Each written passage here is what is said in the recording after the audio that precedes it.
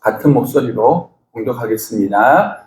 그러므로 우리는 두려워할지니 그의 안식에 들어갈 약속이 남아 있을지라도 너희 중에는 혹 이르지 못할 자가 있을까 합니다. 그들과 같이 우리도 복음 전함을 받은 자이나 들은 바 그 말씀이 그들에게 유익하지 못한 것은 듣는 자가 믿음과 결부시키지 아니함이라.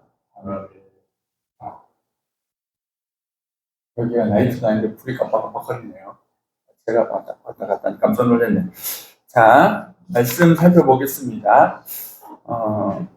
이 시대는 쉼이 없는 그런 사회입니다. 특히 우리나라는 전 세계적으로 유명한데 모든 것이 바쁘게 돌아가기로 유명한 나라입니다.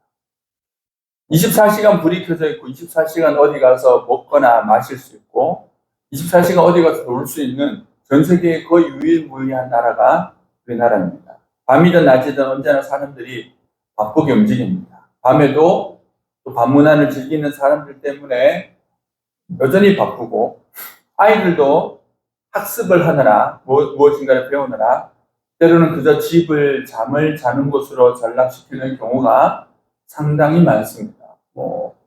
통영에도 그러니까 큰 도시는 더 하겠죠. 제가 살고 있는 것도 그렇고 예전에 제가 대구에 살 때도 제가 퇴근한다고 8시, 9시에 들어가면 꼬맹이들이 초등학생 되는 꼬맹이들이 집으로 가는 거예요. 너 뭐 하다 가니? 그럼 학원 갔다 가요. 무슨 학원 다니니? 영어학원, 수학학원, 미술학원, 태권도하고 음악학원. 강남에는 아이들이 하도 이렇게 공부를 하다 보니까 노는 것이 잘 안 된다 해서 노는 것을 가르쳐주는 학원도 또 있는 거예요. 그러니까 놀기 위해서 학원을 또 가는 그런 웃지 못하는 일들이 벌어집니다.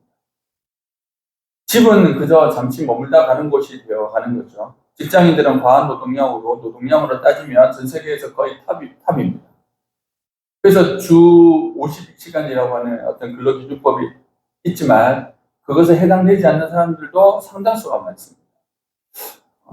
이런 어떤 부지런함과 이런 어떤 과한 열심 때문에 아무것도 없는 나라, 6.25가 끝났을 때 전 세계 밑에서 두 번째 되던 가장 가난한 나라였던 우리가 아는 지금 생각하기에 못 사는 나라라고 생각하던 그들 나라에서도 원조를 받았던 우리나라가 이제는 선진국, 이제 마지막 선진국에 어떤 진입을 해서 선진국의 무리들 가운데 마지막으로 진입해서 살게 된 그런 나라가 되었습니다. 하지만 급속한 성장에 따른 후폭풍도 어마어마합니다. 그러니까 우리나라가 좀 급격하게 성장했지만 서양 열강들이 쇠퇴하던 그 쇠퇴의 속도보다 우리나라가 어마어마하게 빠른 거예요. 그들이 100년, 200년 안에 쇠퇴했던 그 속도가 우리나라는 10년, 20년 안에 막 이루어지고 있는 거예요. 세상만 그런 것이 아니라 교회도 그렇습니다. 교회의 역사상, 교회가 존재한 이후 역사상 대한민국 같은 교회는 없었습니다. 지금이 한 120년 정도가 돼가지만은 100년밖에 되지 않았을 때에 이렇게까지 교회가 폭발적으로 성장한 역사는 전 세계 교회적으로 찾아봐도 대한민국이 유일무이합니다. 게다가 한국은 선교사 파송 2위, 1위가 미국이었고 1위와 2위를 왔다 갔다 하는 미국과 대한민국이 왔다 갔다 하는 그런 어떤 선교사 파송에도 선교 대국이라고 일컫는 그런 어마어마한 교세를 가지고 있습니다. 하지만 교회도 이 세상과 같이 급격하게 성장을 했다가 급격하게 하락을 하고 있습니다. 앞에서 말씀드린 것처럼 서구 기독교 사회가 100년, 200년간에 서서히 몰락했던 것처럼 우리나라도 몰락하는데 속도는 성장한 속도만큼 하락하는 속도도 빠른 거예요. 모든 가정을 애들이 타임랩스라 그래가지고 막 이렇게 한 1시간, 2시간짜리를 10분, 20분, 1, 2분 안에 막 돌리는 빠른 영상이 있거든요. 마치 서양 열강들이, 서양의 기독교 국가들이 100년, 200년 동안 보냈던 그 세월을 우리나라는 이 몇십 년 안에 타임랩스처럼 빠르게 돌려보고 있는 그런 형국입니다. 완만한 하강을 했던 사회적으로나 아니면 교회적으로 그렇게 했던 이 서양과 다르게 우리나라는 급속하게 올라갔다가 급속하게 내려가는 진통을 겪고 있습니다. 나라도 그렇고 교회도 그런 거예요. 그래서 우리나라가 위기인 거예요. 그냥 내려가는, 뭐 이렇게 내려간다, 하향한다는 것이 아니라 이것이 급격하게 내려가고. 불과 20, 30년 전만 해도 한국의 기독교는 거의 세계 탑이었거든요. 그런데 급격하게 올라가고 있어요. 이런 모습들은요, 이런 모습 때문에 우리가 살고 있는 이 세상이 위기라고 말을 합니다. 하지만 이런 위기가 어떤 면에서는 또 다른 동력이 될 수도 있습니다. 이게 중요한 거죠. 이 위기를 가지고 또 다른 동력으로 삼을 것인가, 위기에 따라 올라갈 것인가가 이제 결국 우리가 남은 선택이고, 또 우리의 세대, 다음 세대들이 이어가야 될 삶의 모습이라는 것이 우리들의 고민인 거예요. 사도행전을 보면 예루살렘 교회는 핍박으로 흩어졌습니다.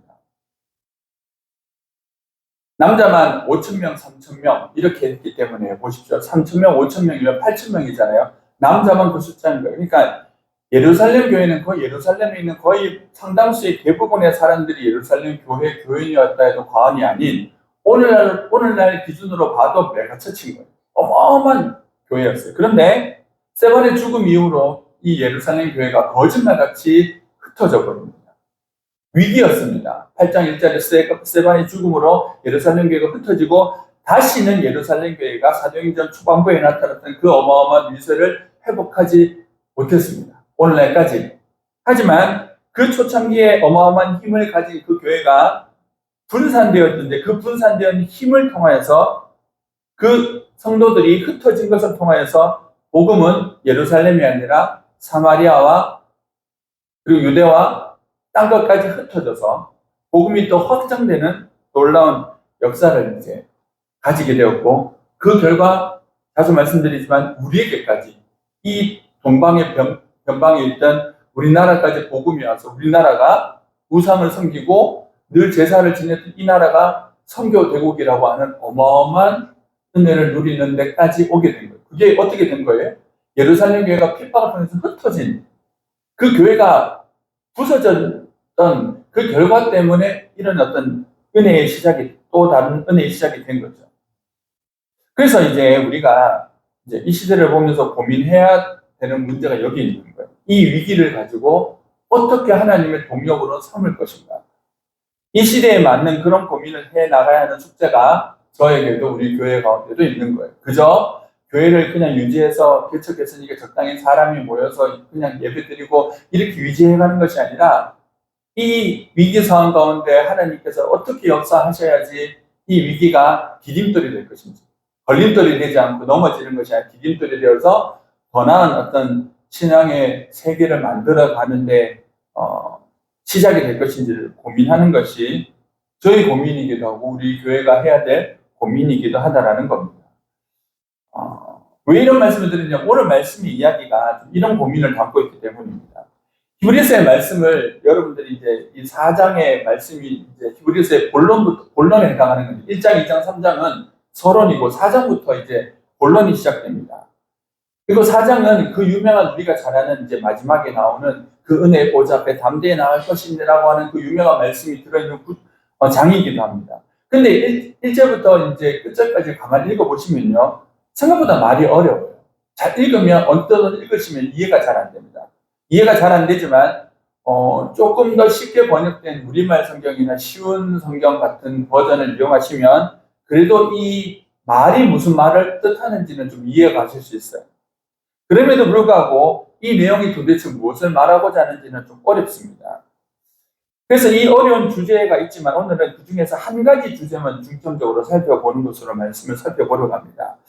우리가 지금 4장 1절과 2절을 읽었는데 2장 1절과 3장 1절과 4장 1절은 비슷한 얘기를 함으로써 이 장이 시작됩니다. 물론 성경의 장이라고 장절 구분이라고 하는 것은 후대에 되어진 것입니다. 그래서 장을 구분할 때, 절을 구분할 때 이제 그 주제에 맞게끔 딱딱 끊었는데 이제 이 히브리서를 끄는 저자가 이렇게 장절 구분한 사람이 2장 1절, 3장 1절, 4장 1절로 이렇게 딱딱 구분한 거예요. 구분했을 때 특징이 있는데 그것은 뭐냐면 2장 1절에 이렇게 되어 있습니다. 그러므로 우리는 들은 것에 더욱 유념함으로 우리가 흘러 떠내려가지 않도록 함이 마땅하니라. 들은 것을 더욱 유념해야 된다. 그렇지 않으면 세상이 흘러간다라고 말을 했고 3장 1절에는 사도이시며 대제사장이신 예수님을 깊이 생각해야 된다고 합니다. 왜 그렇게 생각해야 될까요? 그 생각하는 것이 이 세상에서 삶으로부터 벗어나서 예수 믿는 자로서 살 수 있는 힘이 되기 때문입니다. 그런데 이제 오늘 본문의 이야기는 유념하라, 생각하라보다 훨씬 더 강력한 단어를 쓰고 있습니다. 1절 어떻게 되어 있습니까? 우리는 두려워하지. 우리는 두려워해야 된다라고 그렇게 말씀을 하고 있는 거예요. 여기서 말하는 두려움이라고 했을 때 두려움은 두 가지의 두려움이 있습니다. 첫째는 세상을 향한 두려움이고 두 번째는 하나님을 향한 두려움입니다. 근데 세상을 향한 두려움과 하나님을 향한 이 두려움은 결단코 공존할 수 없는 두려움이에요. 한 가지 두려움이 있으면 한 가지 두려움이 사라지는 그런 어떤 마치 빛과 그림자 같은 해와 달과 같은 그런 두려움이에요. 그런데 우리가 살면서 이 두려움 중에 한 가지 두려움은 늘 우리 마음속에 있다라는 거예요. 세상을 두려워하면 어떻게 되겠습니까? 세상을 두려워하면 하나님을 두려워하는 두려움을 놓치게 됩니다. 여기서 말하는 하나님을 향한 두려움이라고 했던 것은 그냥 공포, 무서움이 아니라 경외감이죠. 물론 말 그대로의 무서움도 포함되지만 조금 더 엄밀하게 따지면 하나님의 그 어마어마한 그 위엄과 하나님의 거룩함에 반응하는 인간의 피조물의 그 경외감이라고 할 수 있어요. 근데 그 경외감이랄지라도 그것이 두려움이에요. 우리 성경을 보면 알겠지만 이사야도 그랬고 이사야도 그랬고 그 다음에 에스겔도 그렇고 다니엘도 그렇고 그 다음 신약 시대에 나오는 사도 요한도 그렇고 그 하나님의 영광을 봤을 때 어떻게 됐습니까? 인간이 시체와 같이 두려움에 빠지게 됐어요. 내가 하나님을 보았으니 죽게 되었다라고 하는 이 두려움이 생긴 거예요. 그러니까 그 경외감이지만 이제 세상이 말하는 공포와는 좀 다르지만은 하나님을 만나는 주인들은 두려움에 빠지게 되는 거예요. 그런데 세상을 두려워하면 쉽게 얘기하면 하나님을 향한 그 경외감이 사라집니다. 하나님을 향한 두려움이 없어집니다. 무슨 말입니까? 세상을 두려워하면 하나님이 우습게 보입니다. 반대적으로 얘기하면 하나님을 두려워하게 되면 세상이 우습게 보입니다. 이 두려움이 공존할 수 없다는 이유가 여기 있습니다. 오늘 히브리서를 계속하면서 말씀드리지만 이 히브리서의 배경은 로마라고 하는 대제국 앞에 놓여진 정말 그 로마라는 대제국 앞에서 정말 파리 목숨과 같은 그리스도인들에게 주는 메시지잖아요. 그 로마라고 하는 황제와 그 대제국 앞에서 파리 목숨보다 못한 것 같은 예수 믿는다는 이유로 세상의 모든 찌꺼기처럼 이리 치이고 저리 치이는 같은 그래서 그 대제국을 바라보면 죽을 것 같은 두려움을 가질 수밖에 없는 그들에게 지금 뭘 하라고 하냐면 두려워하라고 얘기를 하고 안 그래도 무서운 사람에게 이 두려워라 하라고 하는 이유가 무엇입니까? 지금 이 대제국을 향한 두려움 때문에 누구를 향한 두려움이 지금 서서히 사라져가고 있냐면 하나님을 향한 두려움이 사라져가고 있다. 세상을 너무 크게 바라봄으로 인해서 하나님을 경외하는 마음을 잃어버리고 하나님에 대한 주목하는 마음이 사라져가고 있다. 히브리서를 써서 그들에게 들려주는 목적이 여기 있거든요. 그래서 지금 계속해서 논증해가고 있는 것이 무엇입니까? 예수님은 천사보다 크고 예수님은 모세보다 크고 너희들이 생각하는 것보다 훨씬 더 큰 존재다. 그렇기 때문에 결국 히브리서의 주제는 세상이 아니라 예수를 믿고 예수를 바라봐야 된다. 그 믿음에 대해서 얘기하고 있는 것이 히브리서거든요.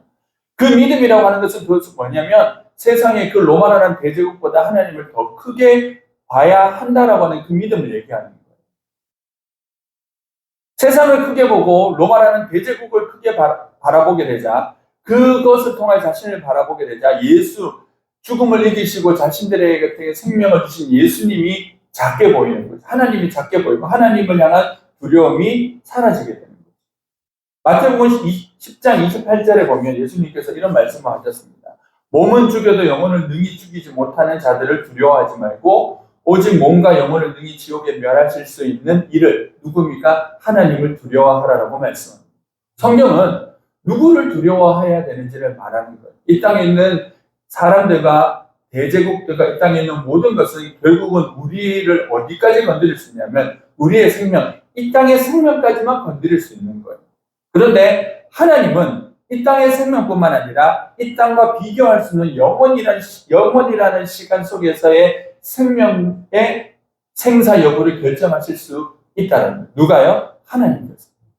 그렇기 때문에 누구를 두려워하는 것이 지혜라고요? 하나님을 경외하는 것이 지식의 근본이다라고 얘기를 하는 거예요.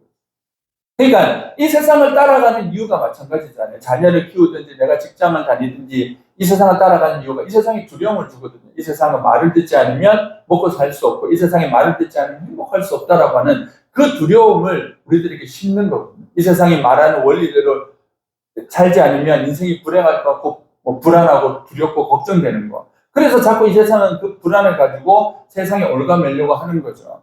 예배 드릴 시간이 어딨냐? 기도할 시간이 어딨냐? 아이들이 공부할 시간도 없고 학원 갈 시간도 없는데 언제 말씀 배우냐고. 말씀 배울 시간이 어딨냐고. 거기 가서 지금 그렇게 앉아서 아무것도 안 하는 그 예배를 드리는 허무한 시간보다는 돈을 더 벌고 단어를 하나 외우고 문제를 더 푸는 것이 더 합당하지 않냐라고 하는 것이 세상의 논리잖아요. 그게 뭐라고요? 세상을 두려워하는 삶의 방식인 거예요. 근데 예수님께서 분명히 말씀하시는 거예요. 그들은 그 두려움은 결국 몸은 죽일 수 있지만 영혼은 죽일 수 없다. 하지만 하나님은 몸뿐만 아니라 영혼도 죽이시고 우리의 몸과 영혼을 능히 지옥에 멸하실 수 있는 이라는 걸, 그런 신이라는 것을 기억하라라고 하는 거예요. 이게 뭐라고요? 이게 지혜라고. 이 두려움이 참 중요한 거예요. 하나님이 이런 분이다라고 생각하고 가지는 두려움으로 살아가는 것이 중요합니다. 왜 중요합니까? 오늘 우리가 읽었던 1절 말씀을 제가 우리말 성경 버전으로 다시 읽어드리겠습니다. 그분의 안식에 들어가리라는 약속이 남아있을 동안에 여러분 가운데 혹 누구라도 거기에 이르지 못하는 사람이 있을까 두려워합시다. 자, 그분의 안식에 들어가리라는 약속이 남아있을 동안에 이 말이 뭐냐면 쉽게 얘기하면 예수 믿고 하나님 나라에 들어간다라고 하는 약속을 받고 그렇게 살아가고 있는 우리들 여러분들, 우리들의 삶 속에 우리들 중에 혹 누군가는 거기에 이르지 못하는 사람이 있을 수 있다라는 거예요. 그럴 수 있기 때문에 그것을 두려워해야 된다라고 하는 거죠. 그러니까 이 두려움은 누가 가지게 되는 두려움이냐면 적어도 오늘 본문에서 말하는 두려움을 가지라고 하는 이 대상은 세상 사람이 아니에요. 교회 밖에 있는 사람들 향한 말이 아니라 교회 안에서 예수를 믿고 천국의 길을 걸어간다라고 하는 사람들이 가져야 하는 두려움을 얘기하는 거예요. 어떤 두려움이요? 안식에 이르지 못할 수 있지 않을까? 내가 천국까지 무사히 이룰 수 있을까라고 하는 그 두려움을 가지라는 거예요. 사도 바울도 비슷하게 얘기를 합니다. 너희의 구원을 어떻게 이루라고요? 믿음의 확신을 가지고 담대함을 가지고 이루라 하지 않았어요. 너희의 구원을 두렵고 떨리는 마음으로 이루라 했어요. 그러니까 오늘날 신앙생활을 하면서 많은 분들에게 좀 이런 모습 잘 없는 것 같은데요. 내가 예수를 구주로 영접하고 믿기만 하면 천국 간다. 이 말이 틀린 거예요. 그렇기 때문에요. 한 번도 의심하지 않아요. 한 번도 불안해하지 않아요. 근데 사도 바울이 빌립보서에서 분명히 얘기하거든요. 두렵고 떨림으로 너희 구원을 이루라 라고 말했고, 바울이 말년에 적었던 성경에 보면 내가 너희들에게 이 말을 듣고 내가 하나님께 도리어 버림받을까봐 두려워한다고 했어요. 그러면 사도 바울은 우리보다 신앙이 못한 사람이 아니잖아요. 그는 하늘의 하늘을 보았던 어마어마한 어떤 체험과 능력이 있던 그 사람이 어떻게 한다고요? 예수님에 대해서 이 세상에 존재했던 그 어떤 사람보다 가장 잘 알았던 사람이 뭐 한다고요? 내가 하나님 앞에 혹 버림받을까봐 두려워한다. 도대체 그는 무엇이길래 두려워하고 대다수의 사람들은 도대체 무엇이길래 그 두려움이 없이 죽었다 깨나도 난 당연히 천국 간다라는 확신을 가지고 살아갈까요? 왜 이 두려움을 가져야 된다고 얘기를 하고 왜 믿는 자들에게는 이 두려움이 있어야 되는 거겠습니까? 이유는 하나예요. 이유는 너무 쉽습니다. 구원은 우리에게서 시작된 것이 아니라 전적인 하나님의 은혜이기 때문입니다. 이 말을 잘 깊이 생각하셔야 돼요. 하나님의 은혜라고 하는 것은 우리들에게 어떤 근거가 있지 않다라는 거죠. 우리에게 근거가 있으면 우리가 합당하게 하나님께 뭔가 요구를 할 수 있어요. 근데 우리에게 있는 것이 아니에요. 보십시오. 여러분들도 신앙생활 하시니까 아시겠지만 내가 구원을 받았고 예수를 믿었지만 여전히 우리 안에는 뭐가 있어요? 죄가 있어요. 내가 예수를 믿는 사람인데 여전히 내 안에 악함이 있고 내 안에 더러움이 있어요. 여전히 나는 말씀대로 살기에 너무나 부족한 모습이 있습니까? 없습니까? 당연히 있지요. 목사는 없을까요? 목사는 처음부터 다 천사로 살고 목사가 되기만 하면 장로가 되기나 하고 직분을 얻기만 하면 10년, 20년 되면 이제 더 이상 어떤 죄의 유혹과 어떤 죄에 대한 어떤 면역이 완벽하게 되어서 세상을 이겨내고 반드시 살아갈까요? 아니잖아요. 우리가 많이 봤지 않습니까? 신앙생활 오래 하신 분들이 변절하거나 변질되거나 타락한 목사들, 장로들, 신앙의 어떤 믿음의 선배들 많이 봤잖아요. 그럼 그들은 몰라서 그럴까요? 아니요. 그게 인간의 실체라는 거예요. 은혜로 구원을 받았지만 여전히 우리는요, 죄인이고 악함이 있고 약함이 있어요. 그래서 사도 바울이 로마서 7장 15절부터 마지막 절까지 그렇게 전전긍긍하면서 근심을 하잖아요. 제가 예수님을 만나고 난 다음에 어느 날 찬양을 통해서 그 구절이 선포되었는데, 야, 도대체 누군데 나하고 이런 똑같은 말을, 똑같은 마음을 먹은 이야기를 하지? 제가 너무 충격해서 고등학교 3학년 초였는데 듣는데 그 구절이 나오는데 저는 누군가 가사를 쓴 줄 알았어요. 그때까지 성경을 제대로 안 읽어. 가사를 쓴 줄 알았어요. 도대체 어떻게, 가사를 쓰는데 어떻게 내 마음과 똑같이 썼느냐 그래가지고 그때 선생님한테 누구 보러 왔는데, 이런 거 있는데, 이 자식아, 그거 로마서에 있는 말씀이라고. 성경을 찾아보니까 바울이 나와 똑같은 얘기를 하는 거예요. 내 속에 선한 것이 거하지 않는 줄 내가 아노니 내가 도리어 선을 행하지 않고 도리어 악을 행하고 오호라 나는 공고한 사람이라고 고백을 하는 거예요. 이 사망의 몸에서 누가 나를 건져내라. 이 사망의 몸이라고 하는 것이 그냥 죽을 몸이 아니라 이게 로마 시대의 사형법인데, 로마 시대의 잔인한 사형법 중에 하나가 뭐냐면 죽은 시체와 살아있는 자들을 꽁꽁 묶어놔버려요. 그래서 던져놓는 거예요. 그러면 그 죽어있는 시체가 썩어서 부패되면서 이 살아있는 사람들 오염시켜가지고 그렇게 이 살아있는 사람을 죽이는 거예요. 그러니까 그 죽은 시체에 묶여있는 사람이라면 그가 헤라클레스를 할지라도 그건 어떻게 돼요? 죽게 된다. 그게 자신의 운명이다라고 누가 얘기했다고요? 바울이. 그게 예수 안 믿는 사람들의 이야기가 아니에요. 예수 믿는 사람들의 이야기예요. 예수를 믿게 되면 그 전에 발견하지 않았던 새로운 고통의 직면 가운데 살게 됩니다. 그 전에 고통스럽지 않았던 것들이 다 고통스럽게 되는 거예요. 그 전에는 아무렇지 않게 지었던 죄고, 그 전에 아무렇지도 않게 했던 행동이고, 아무렇지도 않게 했던 말인데, 이제는 그것 때문에, 그 과거 때문에 미치겠고, 또 그렇게 살아가는 나 때문에 미치겠는 거예요. 이게요, 너무 힘이 드는 거예요. 누구의 고민이에요? 예수 믿는 사람의 고민. 도대체 이런 나를 보면 내가 예수 믿어서 저 천국까지 이룰 수 있겠냐라고 하는 고민에 빠지는 거야, 안 빠지는 거야? 빠진다는 거예요. 단언컨대 이 고민이 없는 사람은 절대 크리스찬이 아니에요. 이 고민이 없는 사람은 예수 믿고 거듭난 적이 없는 사람이라도 과언이에요. 왜냐하면 생명의 성령의 법과 죄와 사망의 법이 끝없이 전쟁을 해요. 끝없이. 대부분 누가 이긴다고? 죄와 사망의 법이 이긴다고. 막 걱정하고 염려하던 것이 로마서 7장 15절 이하의 말씀입니다. 은혜로 구원받았지만 여전히 우리들에게는 그 은혜에 합당한 모습이 없는 것이 많다라는 거예요. 그러니까 어떻게 되는 거예요? 내가 이래가지고 살 수 있겠냐라고 하는 필연적인 또 다른 두려움이 있는 거죠. 은혜를 받았기 때문에 가지는 두려움.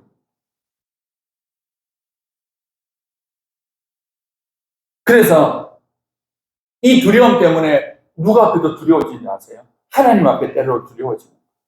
나의 악함과 약함을 발견하면서 이런 나도 하나님이 사랑하시겠나? 이런 나도 하나님께서 용서해 주시겠나? 라고 하는 그 이전에 고민하지 않았던, 한 번도 고민하지 않았던 고민이 우리 속에서 막 솟아요. 이게 뭐라고요? 은혜 때문에 가지게 되는 두려움. 은혜가 없는 사람은 이 두려움을 가지지 않아요. 어떤 두려움을 가진지 아세요? 늘 자기에 대한 두려움. 자기가 원하는 대로 되지 않을까봐. 자기가 소원하는 대로 되지 않을까봐. 자기 욕심대로 되지 않을까봐 그런 두려움을 가지지만, 하나님과의 관계적이면 하나님 앞에서 나의 부끄러운 삶 때문에 가지는 고민과 두려움은 없어요. 벌벌 떠는 것, 이런 나를 하나님께서 사랑하지 않은 것까지 이제 돌아갈 수도 없는데 이 두려움을 안 가진다니까요. 당연히. 그러니까 이런 두려움이 없이 예수를 믿는 이 종교적인 크리스찬들은요, 당연히 나는 하나님이 나를 사랑하시지, 하나님이 나 같은 사람을 사랑하지 않으면 누구를 사랑하겠어라는 이 바리새적인 신앙을 가지고 있는 거예요. 다른 근데 그 사람들은 거듭난 삶이 되었다라고 보기 어렵거나 아니면 치명적인 신앙의 문제를 가지고 살아가는 중환자일 가능성이 높습니다.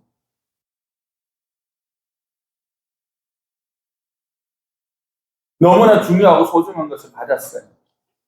이제는 천국도 지옥도 있는지 알겠고 하나님이 계신 것도 알겠는데 도무지 내게 이것을 지킬 만한 힘이 없다라는 것도 비로소 깨닫는 거죠. 이게 우리의 문제예요. 1절 다시 보시면 그 약속이 남아있을지라도 못 들어가는 자가 있다라고 경고합니다. 이 말씀은 이 말씀의 이제 대표적인 예에 해당하는 사람들이 우리 지난 시간에 살펴봤듯이 출애굽 1세대에 해당하는 이스라엘 백성들을 해당합니다. 그들은 가나안 땅에 들어가겠다는 약속을 하나님께로부터 받았습니다. 그런데 그들 중에 대다수는 그 가나안 땅에 하나님께서 하신 약속의 땅에 들어가지 못하고 광야로 돌아다니는 인생으로 살다가 망하는 거예요. 단지 그 사람들의 문제가 아니라 이 땅을 살아가는 수많은 크리스찬 중에서도 이럴 수 있다라는 거예요. 이게 문제인 거예요. 너무 심각하게 만들지 않으셔도 돼요. 답은 생각보다 쉽습니다. 그럼 어떻게 해야 되냐? 2절이에요. 이 문제를 어떻게 해결합니까? 2절. 그들과 같이 우리도 복음 전함을 받은 자이나 이해되시죠? 복음 전함을 받은 자, 이스라엘 백성과 같이 그 말씀이 그들에게 유익되지 못한 것은, 그 약속이 그들에게 미치지 못한 것은, 그 어마어마한 약속을 받았음에도 불구하고 그들에게 유익되지 않은 이유가 있다. 그러니까 실패한 이유를 봐야 되겠죠. 실패한 이유를 봐야지 우리도 그 실패에서 벗어나서 성공의 삶, 믿음의 성공의 삶을 살 수 있을 거니까요. 그러면 그들이 유익되지 못하고 실패한 이유가 뭐예요? 듣는 자가 믿음과 결부시키지 아니하는. 무슨 말입니까? 들었어요. 근데 믿지 않는 거예요. 들었어요. 그 믿음대로 살지 않는 거예요. 그래서 결국은 이루지 못한 거예요. 쉬운 얘기를 하면 뭐냐면 하나님께서 아무리 어마어마한 약속을 해주셨다 하더라도 그 약속에 따른 어떤 행동이 전제되지 않으면 그 약속은 하나님이랄지라도 그 사람에게 주실 수 없다는 거예요. 그러니까 우리는 믿음 운운하면서 믿기만 하면 된다고 생각하는데 아닙니다. 믿음은 반드시 행함으로 나타나게 돼서 행함으로 구원받는 건 아니에요. 근데 믿음이란 것은 행함이라는 열매가 반드시 나타난다는 이 원리가 성경에서 말하고 있는 거예요. 너희가 믿는다라면 하나님 믿음으로 구원받잖아요. 우리가 맞죠? 믿음으로 구원받아요. 그러면 믿는다라고 하는 실체는 뭐냐는 거예요. 믿습니다 하고 그 믿음의 길을 걸어가지 않고 믿음에 따라서 내가 살지 않는 것을 믿음이라 하지 않죠. 그거는 업신여김입니다. 무시한다고 얘기해요. 예를 들면 엄마가 밥 준다 그랬어요. 기다리라 밥 준다 그랬는데 밥 준다라고 하는 그 밥을 먹지 않고 나가서 친구 만나 어디 나가는 거야. 너 어디 가냐? 밥 사 먹으러 간다. 왜? 야 엄마가 밥 준다 했잖아. 안 줄 것 같아가지고 친구가 약속하고 있다.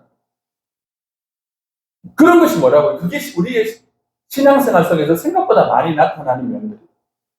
이스라엘 백성들이 가나안 땅에 들어가지 못한 이유는 다른 큰 죄가 아니에요. 하나님께서 인도하신다라고 하는 약속을 믿지 않았다는 거예요.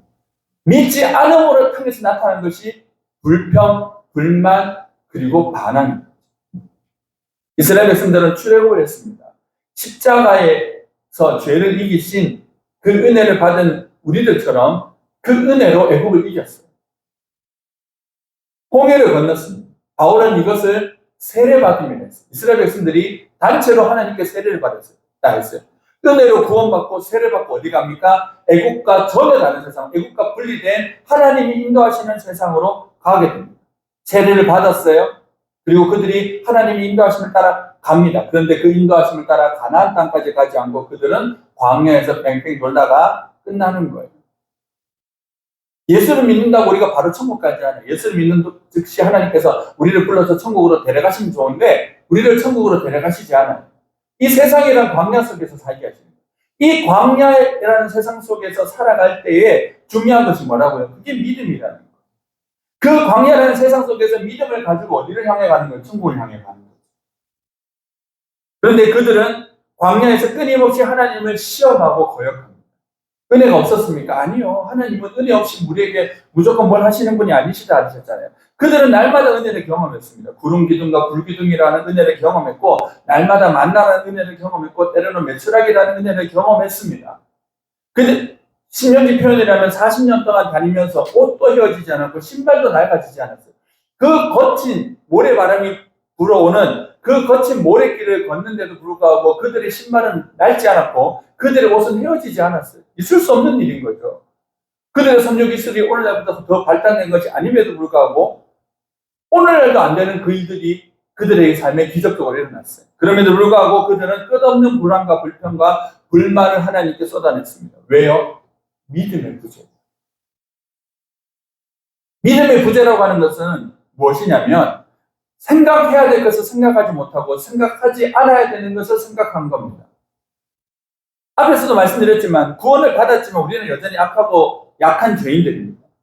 우리가 그 구원을 이룰 만한 능력과 은혜가 없었지만 전적인 은혜로 우리가 지옥에서 벗어났고 죄에서 벗어나서 하나님의 자녀가 되어서 하나님께서 주신 은혜의 길로 갔습니다. 그리고 빌립보서 2장 5절의 말씀처럼 우리 안에 착한 일을 시작하신 그가 그리스도 예수의 날에 이루신다라고 그렇게 말씀하셨어요. 시작도 예수님이고 시작도 믿음이고 과정도 예수님이고 과정도 믿음이고 결과도 예수님이고 결과도 믿음입니다. 그게 구원받아서 살아가는 삶의 모습입니다. 그런데 이스라엘 백성들이 왜 광야에서 허송세월 38년 동안 약속의 땅에 문 앞에 갔지만 들어가지도 못하고 그렇게 살다가 죽을 수밖에 없었습니까? 이유는 하나인 거예요. 믿음의 부재인 거예요. 하나님은 이스라엘 백성들에게 믿음을 주시기 위해서 1년 동안 광야에서 하나님을 가르치셨어요. 먹고 마시고 입히심을 경험시키셨어요. 출애굽한 지 2달 만에 도시락이 다 떨어졌어요. 모든 양식이 떨어져서 그때부터 만나가 내리고 12개월 동안 그 만나를 먹으면서 메추라기 먹으면서 하나님의 임재를 경험하면서 10개월 동안 그곳에 있었다고. 하나님께서 그렇게 알려주셨다고. 내가 너희 하나님이 되고 너희는 나의 백성이 되고 너희는 이렇게 할 거다라고 하나님께서 그 계약을 해서 하나님께서 친히 적으신 10계명 돌판을 가지고 계약서를 적어서 내가 너희 하나님이 되어서 반드시 인도해 줄 거라고 하는 그 하나님 배우는 시간을 가졌지만 그럼에도 불구하고 그들은 실패합니다. 왜요? 믿음을 가지게 하시는 그 하나님의 말씀을 듣지 않고 끝없이 자신들의 생각을 붙잡았기 때문에 무엇을 늘 생각한 거예요? 하나님을 생각한 것이 아니라 자기 자신들의 생각을 생각한 것입니다. 자신의 능력과 자신의 처한 상황만 주구장창 주목한 거예요. 하늘에 떠있는 구름 기둥과 불 기둥은 그냥 있는 거지라고 바라보고 끝내고 그것을 통해서 하나님이 아니라 그것을 봄에도 불구하고 그들은 자신의 능력과 자신의 한계만 늘 주목한 거예요. 그래서 200만 중에 여호수아와 갈렙 외에는 다 자신의 한계와 상황만 주목하다 가나안 땅에 들어가지 못하는 거예요. 이게 너무 무서운 거예요. 200만 중에 2사람만 모세 빼고 2사람만 믿음의 생각을 했고 나머지는 그 광야라고 하는 현실을 다 199만 9,998명이 다 바라본 거예요. 믿음이 없는 하나님의 약속과 은혜는요, 우리에게는 아무 유익이 없는 그저 공허한 말일 수 있습니다. 하나님의 말이랄지라도 아무런 힘이 없는 거죠. 그게 많은 예수 믿는 사람들이 살아가는 삶의 모습입니다. 하나님께서 하신 그 말씀을 끝까지 붙들고 바라보는 것이 아니라 하나님의 말씀은 말씀대로, 구름 기둥과 불 기둥은 그런대로, 만나는 만나대로 보고 그리고 자신의 생각은 생각대로, 자신의 경험은 경험대로 보고 살아가는 거예요. 이중적인 삶을 사는 거예요. 이스라엘 백성들은 매일 만나를 보고 구름 기둥을 보았지만 홍해라고 하는 바다를 건넜지만 은혜의 홍수 속에 살았지만 그들은 결국 하나님께 주시는 그 약속의 땅에 이르지 못했습니다. 왜? 말씀이 그들에게 결부되지 않았기 때문에. 말씀이 자신의 삶에 결부되지 않았기 때문에. 앞에서 말씀드렸죠. 아무리 좋은 보약고 아무리 좋은 것이라도 소화시키지 못하면 자기가 먹지 않으면 아무것도 아닌 거예요. 아무리 좋은 약도요. 때로는 몸이 약한 사람에게 못 먹이잖아요. 그것이 너무 약이 좋아서 독이 되는 경우가 있거든요.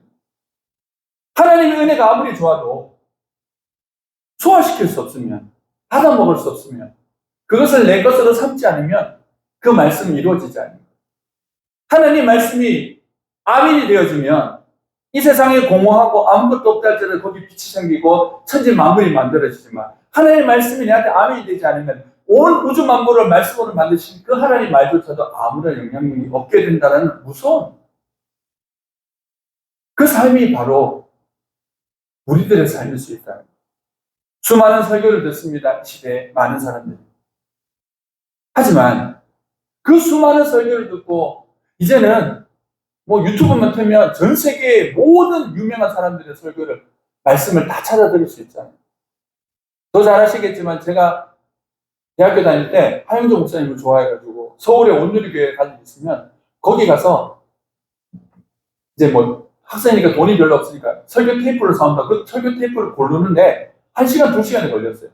돈은 제한적이고 살 거는 듣고 싶은 말씀만 그럼 그걸 가지고 사오면 10번, 20번 계속 듣는 거예요. 테이프 늘어질 때까지. 잠시 뭐 번외를 이야기 드리면 제가 94년도 1월 6일 날 교통사고가 났거든요. 교통사고가 나와서 허리를 다쳤어요. 지금까지 고생하고 있는데 그때 제가 그 교통사고 나서 차가 뒤집어져가지고 이게 바퀴가 전봇대를 박지 않았으면 그대로 정면 충돌했으면 제가 그대로 박아 죽었을 거예요. 근데 바퀴가 박는 바람에 딱 됐고 차가 이렇게 또랑으로 굴렀어요. 그 와중에 제가 제일 먼저 한 일이 뭔지였어요. 허리를 잡았는데 그때 제가 하영정 목사님 설교 때 그걸 꼽아놨어요. 이래 꼬부러져서 그 테이프 찾는다고 막. 찾았어요. 찾아가 주머니에 넣고 형 빨리 나오라고 차 터질 줄 모른다고 그러죠. 기다려보라고 난 찾아야 될 게 있다. 그랬더니 성질 내면서 그 테이프 찾아가지고 주머니에 넣고 왔어요. 그때는 그랬다고요. 지금은요. 틀면 나오잖아요. 그러면 그때의 영성이 지금보다 못하고 지금 영성이 그때보다 나을까요? 단연컨대 아니라고 생각해요. 입맛대로 자기 입맛대로 듣기 좋은 대로 목사의 설교도 듣기 좋은 대로 자기가 듣고 싶은 대로 다 들어요. 적용은 안 하고 실천은 안 하고 머리만 이따 커지는 거죠. 그래서 제가 단언컨대 얘기하잖아요. 하나님께서 우리들에게 주시는 말씀의 첫 번째는 우리가 다니는 교회에 있다. 그렇지 않으면 뭐하러 교회를 다녀요? 다 인터넷 성도로 만들어놓지. 그리고 그 유명한 목사님들의 설교도 죄송하지만 여러분들을 위한 설교가 아니고 거기에 해당하는 성도들을 위한 설교라고. 그러니까 주시는 은혜가 없는 건 아니겠지만 1차적으로는 그 교회 성도들을 위한 설교예요.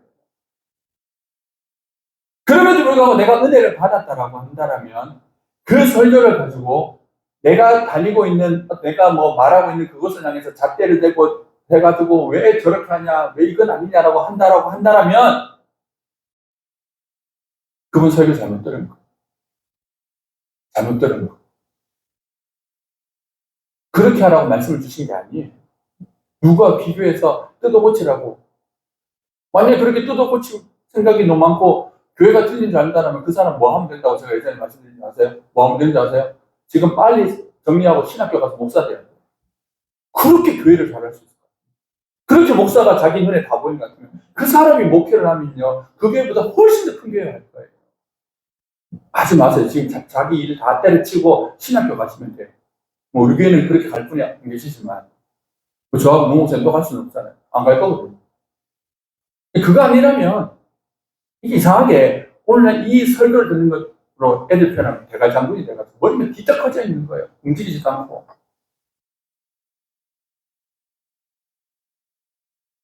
내 삶으로 믿음으로 고백되어지지 않는 삶이라면, 삶으로 그 믿음이 고백되어지지 않는 말씀이라면 그것은 그저 소화되지 않는, 내한테 소화시킬 수 없는 어떤 음식을 먹고 탈난 상태와 똑같은 거예요. 왜 이런 말씀을 드리는 거예요? 우리가 말씀을 듣는다라고 하는 것은 쉬울 수 있어도 그것도 쉽지 않지만 말씀으로 믿음으로 산다라고 하는 것은 생각보다 쉽지 않다라는 거예요. 200만 중에 누가 믿음이 결단한다고요? 2명이요. 믿음으로 살아가는 사람은 이 세상에서 만나보면 적습니다. 교회 안에도 적습니다. 요즘 누가 니같이 신앙생활 하냐라고 하는 이야기들을 들을 수 있어요. 그래서 사람들은 대부분 상식으로 사람들의 여론으로 살아갑니다. 모든 사람들이 생각하는 그 방식으로 살아가고 교회도 그렇게 닮아갑니다. 이것을 교회가 세속화되었다라고 하고 세속적인 성도가 되었다라고 하는 거예요. 사람들의 이야기처럼, 누구의 이야기처럼 세상의 분위기와 세상의 상식으로 살아가는 거예요. 그렇기 때문에 세상이 안 되면 교회도 안 되고 세상이 되면 교회도 된다라고 생각하는 세상과 교회가 다를 바가 없는 교회가 된 거예요. 제가 요즘에 말이에요. 요 근래에 들어서 들은 칭찬이 있어요. 또 제 깨알 같은 제 자랑을 하는데 제가 요즘에 들었던 칭찬 중에 가장 기분 좋은 칭찬이 뭔지 아십니까? 누가 저한테 제가 태어나서 처음 듣는 칭찬을 들었어요. 저 보니까요, 야성적이라는 거. 야성이 있다는 거. 무슨 말이냐 그러니까, 목사님 보니까 요즘 교회와 목사님들에게 보이지 않는 야성이 보인다. 거친 거예요. 믿음이. 세상이 말하는 그 방식이 아니라 진짜 뭐 아니면 본 거예요. 저렇게 살면 진짜 죽을 것 같은데 그 삶을 선택하면서 살아가는 게 보인다는 거예요. 미수세일교회가 그렇게 얘기하죠. 기초교회 목사님들이 야성이 있는데 목사님 그 중에서 좀 더 센 것 같아요. 그게 되게 기분이 좋았어요. 근데 제 성격은 야성적인 성격이 아니거든요. 지극히 소심하고 결정 잘 못하는 결정장애가 있고 약한 사람이에요. 근데 왜 제가 하는 설교를 듣고 야성적이라고 하는 거예요? 들어보시면 아시겠지만 그냥 순둥순둥한 설교는 아니에요. 딱 하나거든요. 이 세상이 말하는 믿음이 아니라 성경이 말하는 믿음을 얘기하기 때문에. 세상에서 흔히 볼 수 없는 믿음을 얘기하기 때문에. 말씀 안 하면 된다고 하나님 하시면 된다라고 하는 그것 가지고 통영에 뛰어들었다 했잖아요. 큰 도시도 있는데 기독교 퍼센트가 거의 최하인 통영에 그것도 여기서 개척한다. 이유는 뭐다? 하나님이 그렇게 하게 하셨다라고 하는 이유만으로 뛰어든 거. 그게 야성적이라는 거예요. 왜 야성적으로 볼까요? 세상적으로 보면 그게 무모함처럼 보이는 거예요. 아무리 신앙생활을 해도 그렇게 하는 것은 너무 무모하게 보이는 거죠. 대책이 없어 보이는 거죠. 하지만 신앙은 뭐라 그러는지 아십니까? 그 대책 없음이 가장 안전함이라고 얘기를 해요. 이 대책 없음이 안전함이라고 여기지 않는 이 세상이 세속화된 거예요. 그 생각이 세속화된 거죠. 인간적으로 보면 100번 맞는 얘기예요. 인간적으로 보면 답이 없어요. 저도 현타가 오면 답이 없거든요. 내년이 보일까요? 아니, 올 연말도 또 안 보이는데. 제 자신을 보면요, 될 것 같을까요? 좋은 분, 뭐 이렇게 많은 분들이 믿음의 말 가지고 격려와 어떤 얘기를 해주시는데, 그 얘기가 하나도 안 믿겨져요. 왜냐면 저는 저를 아니까. 나를 아니까. 잘 될 것 같다고요? 미안한 소리인데, 좋지는 건 아니고, 안 될 것 같아요. 뭐가 되겠어요? 될 만한 꼴이겠어요. 어제도 제 모교의 후배인데, 걔도 이제 서울에서 개척해가지고 한 6년 됐고, 저는 이제 2년 됐는데, 둘이 얘기하면서 그러는 거. 개척하면 안 온다고 사람들. 그럼 우리 교회 뭐 이렇게 또 이렇게 집사님들 오셔가지고 있다 하니까 형 그거는 되게 신기한 거야. 서울에 요즘 사람 안 와 이러는. 다 안 된다라고 하는 거예요. 근데 이유는 딱 하나인 거죠. 하나님 때문에. 그 믿음 가지고 살아가는 것은 뭐라는 거예요? 그게 성경에서 말하는 건데 그거를 오늘날 이 지식은 커졌지만 행동이 없는 이 시대의 사람들이 그걸 야성이라고. 그러면 이것이 목사님 저에게만 해당하는 말이겠습니까? 여러분들의 삶의 현장 속에서도 세상의 계산기를 두드리는 것이 아니라 말씀대로 살아가는 것. 세상의 방식화, 세상의 어떤 인간 처세술이 아니라 어리석게 보이더라도 말씀의 방식으로 행동하고 관계를 맺고 때로는 포기하고 섬기고 배려하고 살아가는 것이 그것이 세상에 보기 어떻게 보이는 거예요? 야성적으로 보이는 거예요. 그리고 그냥 대충 믿는 사람들이 보기에는 저 사람이 정신 나간 사람처럼 보이는 거예요. 그게 뭐라고요? 그게 성경에서 말하는 예수입니다. 사람들의 말이 우리들의 안식과 기쁨이 아니에요. 우리에게 안식과 기쁨은 하나인 거죠. 말씀대로 사는 거죠. 칭찬이 아니라 인정이 아니라 세상과의 화합이 아니라 그분이 원하신다면 그분이 인정해 주실 때까지 멈추지 않고 걸어가는 것이 신앙적인 삶입니다. 그 신앙적인 삶을 세상은 믿음이 대충 없는 사람들은 그것을 보고 저 사람은 야성적이라. 우리 교회는 그런 의미에서 야성적인 교회가 될 거예요. 왜요? 성경에 나오는 모든 사람들이 그렇게 들었어요. 누가 니같이 예수 믿냐고. 다 그 사람들이 복된 사람이었어요. 아브라함 보세요. 삼촌이란 주제에 멍청해가지고 조카한테 좋은 거 다 빼앗기고 남은 거라고는 돌하고 산밖에 없는 그 산을 향해서 허탈하겠어요. 하나님 뭐라 하시는 거예요? 네 동산한번 다 바라봐라. 내가 네가 밟는 땅 다 네 땅 되겠다. 아무것도 없어서 비리비리되는 자기 조카한테조차도 자기 요구를 하지 못하는 그 바보적인 선택을 한 아브라함에게 그러시는 거예요. 아브라함까지 갈 필요 없고 예수님 보시면 그 하나님이신 그분이 세상에서 가장 멍청하게 사시지 않으셨습니까? 바보같이. 세상의 방식이 아니잖아요. 근데 그분이 세상의 왕이 되신 거예요. 말씀을 믿지 못하면 믿음의 야성이라는 건 없습니다. 세상의 방식 따라 약육 방식하고 강강약약하면서 살아가는 거죠. 사람들의 말과 방식과 상식과 여론과 사람들의 분위기와 유행에 따라 맞춰서 살아갈 수밖에 없는 거예요. 그렇기 때문에 믿음의 삶은 반드시 들음과 결부가 되어야 된다.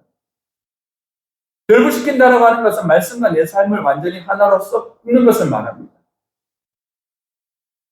하나님께서 하신다라고 말씀하시면 그 말씀에 내 삶을 섞는 거죠. 그 믿음이 결국은 다음 주에 살펴보겠지만 그 믿음이 우리의 삶에 무엇을 가져다 주냐면 안식을 가져다 주고 그리고 더 나아가서 우리들이 가져야 될 그 영원한 안식으로 우리의 삶을 인도하는 거예요. 우리가 예수를 믿지만 여전히 우리는 약한 사람입니다. 우리 자신을 보면 두려운 것이 맞습니다. 그 두려움에 빠지게 되면 무엇을 놓치게 돼요? 믿음을 놓치게 돼요. 1절 말씀의 원뜻이 무엇입니까? 두려워하라 라고 하잖아요. 이 말은 두려워하라는 말이 아닌 거예요. 결론적으로 말씀하면 뭐냐면 두려워하라, 두려워해야 된다. 너희는 두려울 수밖에 없다라고 하는 것이 아니라 너희들의 삶을 두려워하지 말고 결국 이 은혜를 시작하신 그 하나님을 더욱더 의지하라는 말이에요.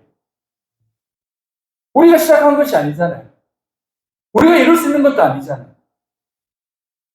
없는 소망을 보고 없는 능력을 찾지 말고 없는 것을 보고 바라보지 말라는 거예요. 세상이 아무리 크게 보여도 그것을 이길 수 있는 힘이 없는 우리를 바라보고 자꾸 좌절하지 말라는 거예요. 뭐 하라는 거예요?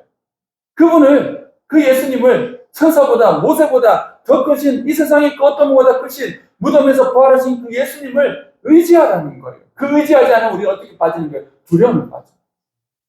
몇 주 전에 우리가 엘리사를 잡으러 온 아람 군대보다 더 많은 천사들의 군대가 있음을 보았잖아요. 눈에 보이지 않는 하나님의 능력이 은혜가 더 크다고 보았잖아요. 에서의 군대보다 더 큰 마하나임의 군대가 있다라는 거 우리가 야곱의 말씀을 통해서 보았잖아요. 하나님의 은혜는 눈에 보이지 않는 그 은혜는 언제나 우리의 삶에 눈에 보이는 것들보다 더 크다라고 성경은 얘기하고 있는 거예요. 그 하나님을 바라보고 믿지 못하면 늘 눈에 보이는 것에 따라서 두려움을 해서 결국 하나님을 놓쳐버리게 돼요. 우리나라의 기독교가 교회가 존재한 이래로 우리나라의 기독교는 교회가 존재한 이래로 이렇게 부흥한 역사가 없었다고 했어요. 급격하게 세태를 맞이한 이유가 무엇이겠습니까? 이렇게 은혜를 주신 하나님을 향한 믿음이 아니라 우리에게 주어진 그 은혜의 산물들을 붙잡으려고 눈에 보이는 그 풍요와 시스템과 그 사람들과 그 안전함을 붙잡으려고 했기 때문에 급격하게 쇠락하고 있는 거예요. 아무것도 없는 가운데 일으키신 하나님이 아니라 이제 있는 눈에 있는 이 풍요를 지키고 이 시스템을 지키고 눈에 있는 그 성도들이 교회를 따라하면 안 되니까 그 사람들 붙잡으려고 하다가 어떻게 되는 거예요? 교회가 쇠락을 하는, 교회가 세상 가운데도 천대시 받고 교회 자체도 힘이 없어지는 거죠.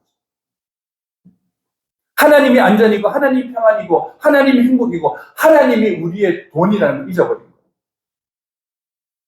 사람이 아니라 예수를 붙잡아야 하고 세상의 원리가 아니라 복음의 원리를 붙잡아야 하는 거예요. 왜? 우리의 시작이 바로 예수님이었기 때문입니다.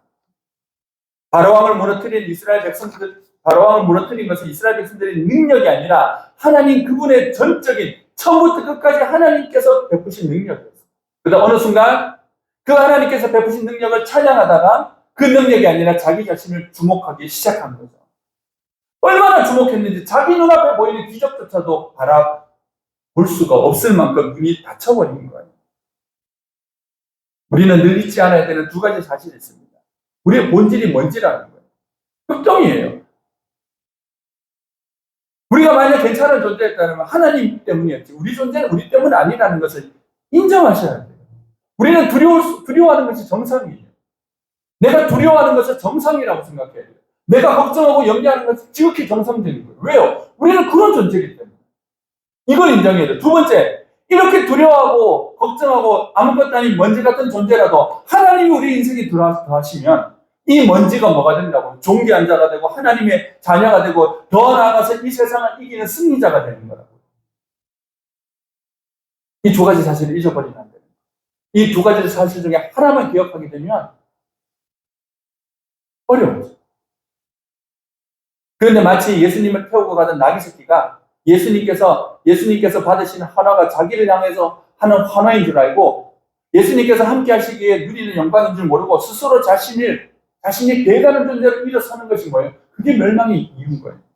그게 교만이라고 하는 거예요. 자기 자신을 높이고 하나님이 없어도 되는 존재, 하나님 없어도 내가 자신감을 가지는 것도 문제지만 하나님이 계시면 되는 데도 불구하고 절망하고 좌절하는 것도 교만입니다. 그 교만이 우리들의 삶에 있는 교만이고 그것이 이 땅에 있는 교만입니다. 그 교만이 결국 하나님의 교회들의 힘을 빼앗아간 겁니다. 교만하면 두려워집니다. 하나님이 아니라 세상이 두려워져요. 신기하게. 겸손하면 세상은 두렵지 않고 하나님이 두려워집니다. 그런 의미에서 우리가 교만한 자인지 아닌지 봐야 돼요. 교만은 그냥 윤리적으로 내가 잘났다 이 정도까지 아니에요. 내가 교만해지면 하나님이 별로 안 무서워지고 세상이 무서워져요. 사람이 무서워져요. 신기하게.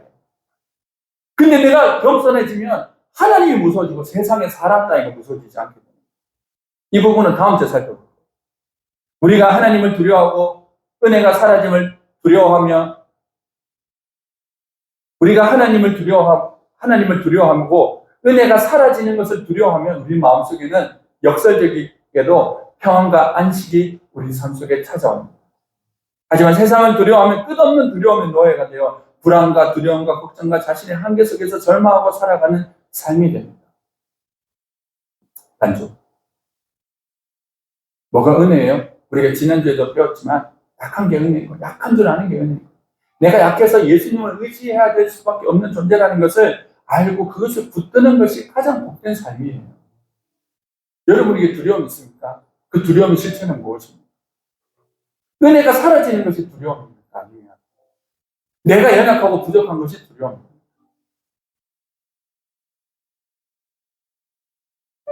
우리의 두려움을 해결하는 방법은 하나예요. 주님을 붙잡는 것. 두려움이 더 커질수록 주님을 더 붙잡으면 돼요. 두려움이 커지면 잠시 하는 일을 멈추고 하늘을 바라보고 기도를 하면 돼요. 예수님, 제가 두렵습니다. 그 두려움 때문에 절망하는 것은 교만이라고 했어요. 우리는 그런 존재일 수밖에 없는데 밥을 안 먹으면 배가 고프잖아요. 그러니까 음식이 들어가지 않으면 우리가 아무리 대단한 사람이라 해도 삼성그룹의 회장이든 이렇게 가난하게 사는 사람인데 결국 음식을 먹지 않으면 힘이 없는 인간일 뿐인 거예요. 하지만 그럼에도 불구하고 우리가 하나님을 의지하면 어떻게 됩니까? 그 주님을 의지하고 주님께 의뢰하면 주님의 그 능력으로 살아가게 됩니다. 우리에게 아무런 소망이 없다고 절망하지 마십시오. 주님께 의뢰하십시오. 우리가 그런 자인지 인정하고 날마다 주님께 나아가면 됩니다. 제일 믿음 좋은 사람이 누구라고 말씀드렸어요? 순간순간 시시각각 하나님을 의지하고 있습니다. 그 사람이 가장 믿음 좋은 사람이에요. 이 반대적인 믿음 좋은 사람들은 이런 상황에서 나는 걱정되지 않아요. 나는 두렵지 않아요. 나는 기쁨과 넘쳐요. 은혜가 넘쳐요. 거짓말. 난 그런 사람들이 사랑이 넘치는 사람 본 적이 없어요. 오늘 지랄났다고 난리치는 거예요. 교회 안에서. 무슨 말하고 싶은데 욕 같은 거 말하고. 우리의 두려움을 주님께 들고 나와주십시오. 그럼 그분이 해결하실 거예요. 우리의 약함과 불안을 내가 해결하려고 들면 사나워집니다. 내가 사나워진다면 내가 주님이 아니라 내가 내 인생의 주인이 되어가고 있음을 기억하셔야 돼요. 아무리 내가 삶이 어렵고 힘들어도 주님께 맡기면 그 삶 속에서 너그러움이 평안과 안식을 얻고 소망을 하게 돼요. 기억하십시오. 우리의 모든 믿음의 삶은 그분이 시작하셨습니다. 그래서 그분이 이루어 주실 것.